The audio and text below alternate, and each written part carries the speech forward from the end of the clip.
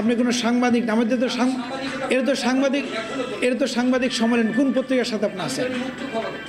দৈনিক মুক্ত খবরে আছেন। আচ্ছা,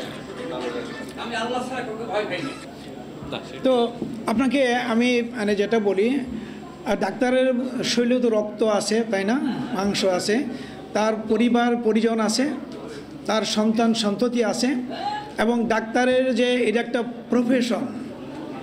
আপনার ইঞ্জিনিয়ার যেমন একটা প্রফেশন, উকিলের যেমন একটা প্রফেশন, ডাক্তারের একটা প্রফেশন।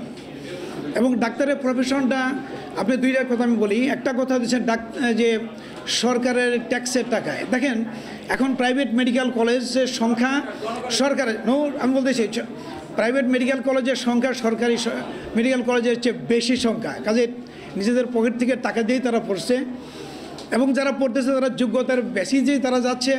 এবং একমাত্র ডাক্তার যদি খুঁজে দেখেন, সম্পূর্ণ জায়গায় যদি খুঁজে দেখেন, আমার মনে হয় যে ডাক্তাররা যে কটা টাকা নেয়, যেটুকু সময় দিয়ে, এবং যে ডিগ্রি করতে আমরা যদি যে ডিগ্রি করছে যারা এখন যে ধরি যে MBBS করছে, FCBS করছে, MD, তারপরে FRCP, এই ডিগ্রিগুলো করতে করতে আমাদের 40-45 বছর চলে গেছে শুধু এগুলোর পিছনে।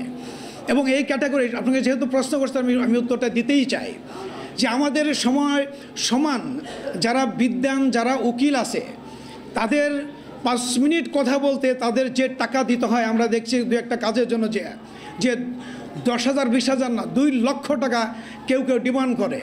সেখানে একটা ডাক্তার সেখানে 15 মিনিট সে দেখে তার বুদ্ধি দিয়ে মত্তা দিয়ে তাকে বুঝিয়ে সুঝিয়ে যে ভিজিটটা নেয়, তাদের যে যোগ্যতার তুলনায় আমি মনে করি আমাদের দেশে এটা অনেক কম।